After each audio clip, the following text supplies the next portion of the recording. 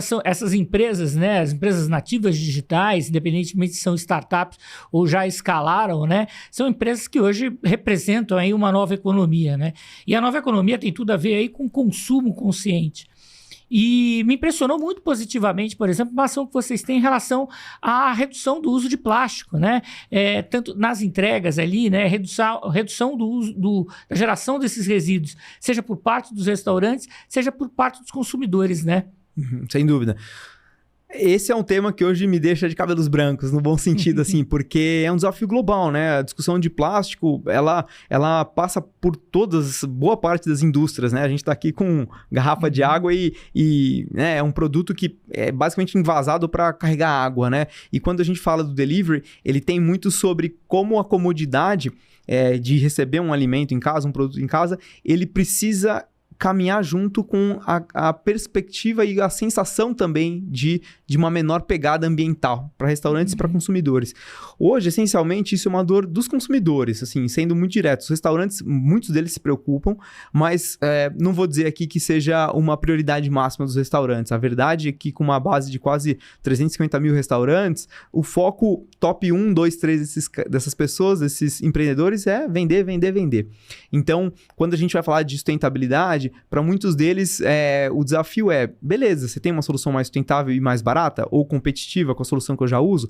Então eu brinco dos cabelos brancos exatamente por isso, porque hoje, boa parte dos desafios que a gente tem para falar de substituição de plástico, ele tem que partir de um lugar bastante honesto de competitividade de preços, né? Porque o Brasil e o delivery ele é feito de pequenos empreendedores, né? De pessoas que estão ali, eventualmente usando as embalagens mais simples possíveis, fazendo com que o negócio dele aconteça. E aí, a gente não pode também deixar de trazer a percepção do consumidor, especialmente de um consumidor que hoje está ali, sei lá, na faixa de 16 a 25 anos, 18 a 25 anos, que ele pede isso, ele tem como comportamento e tem tudo para ser um consumidor que vai ficar 20, 30 anos dentro do aplicativo, consumindo o seu produto. Então, essa turma ela vai empurrar um comportamento. Pode ser que hoje, agora em 2024 isso ainda não vire, mas isso é uma tendência que cada vez mais as marcas e o próprio empreendedor, na medida em que a gente conseguir achar mais soluções, ele vai fazer uma migração e vai fazer uma transição para um delivery de menos resíduo, de menos plástico especialmente, né? Uhum. Na verdade, existe a demanda maior do consumidor, mas também, né, um outro ponto interessante é que uma solução precisa ser desenvolvida em rede, né, envolvendo ali os restaurantes, tentando entender até que ponto o ecossistema também de inovação, por exemplo, de inovação aberta, as startups têm desenvolvido soluções e o quanto essas propostas podem ser escaláveis, né? Ah, completamente. Hoje mesmo tive uma reunião com o pessoal da Growpack. Se vocês não conhecem, procurem por Growpack, é uma startup que eu conheci em 2019, inclusive fui num evento de inovação da Ambev e eles estavam sendo acelerados lá. Você que conhece bem esse mercado e esse tipo de ação, né, que essas empresas têm feito de investir nessas organizações. Conheci os meninos, 2 rapazes argentinos que estavam querendo e começando a desenvolver embalagens que, naquele caso, estavam ajudando a Ambev ou gostariam de ajudar a Ambev a reduzir o shrink plástico, né? Aquele plástico que fica ali nas latas. E aí, quando eu vi aquele material, eu falei, bom, esse material, ele muda do ponto de vista da matéria-prima, né? Eles trabalham com milho, mas você pega aí em materiais de embalagens sustentáveis para o delivery, você tem de cana, muitos deles da China, da Índia. Eu falei, bom, aqui tem uma solução que tem tudo para dar certo. Então, e de lá para cá, a história seria longa, depois posso até contar o case. Esses caras, eles vieram para o Brasil, inauguraram fábricas, começaram a produzir para a Ambev, a gente investiu neles. Hoje eles já têm um produto maturado, já está no mercado, já tem restaurante que compra, está abrindo uma nova linha de embalagens para outros tipos de potes menores, em outros tipos de modalidade, e o desafio é cada vez mais ter competitividade, né? Alguns produtos ainda não são necessariamente mais baratos do que o plástico, mas as conversas e o mindset deles é esse, do tipo, Ale, a gente tá com vocês, assim, a gente não tá desenvolvendo um produto para ser 2, 3 vezes mais caro do que a solução atual. Ela precisa ter escala, e se ela precisa ter escala, ela precisa ter um preço que vá competir. Então, esse é o grande desafio de um case que a gente está trabalhando com uma startup. A gente pode chamar eles de startup, ainda que eles já tenham uma boa maturidade, mas que está ali lutando para colocar escala com capacidade de buscar um preço que seja mais acessível e fazer essas duas coisas caminharem juntos.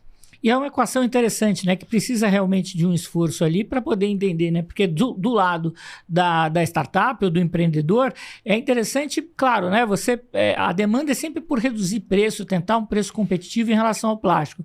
Mas sem escala, ele não consegue gerar essa competitividade, né? Exatamente. E aí, fica um pouco do dilema, assim, do ovo à galinha, né? Porque quando você está nesse tipo de negociação, muitas das vezes a startup ou a empresa, ela espera que quem vai conseguir oferecer escala no primeiro momento vai ser a empresa investidora, né? Então, é algo como assim, tá bom, se o iFood subsidiar, por exemplo, várias embalagens e colocar no mercado, eu consigo com isso ter uma escala. Mas, ao mesmo tempo, a gente não pode criar uma estrutura que ela não vá parar de pé, né? Se, eventualmente, sei lá, uma estratégia de subsídio inicial, ela não consiga gerar escala suficiente, você vai ter, sei lá, 6 meses, 1 ano de um produto bem produzido, escalado, mas que não vai ter capacidade financeira e seja saudável para ser escalado, né? Se você só foca em ter escala, você provavelmente não vai testar o seu produto antes da hora, você não vai saber que medidas você tem que fazer para melhorar, e aí você perde o conceito exatamente da startup, né? Que é você poder prototipar o produto, ir lá testar, eventualmente mudar alguma coisa, precificar diferente.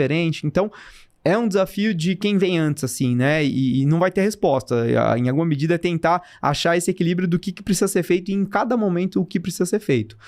O caso da Growpack é exatamente isso. A gente passou aí quase 3 anos pouco focado em escala. Era muito mais testar o conceito do produto, ir em restaurante, ver o que funciona e o que não funciona, a alquimia daquele produto ali para fazer com que ele seja, não tenha permeabilidade com líquidos.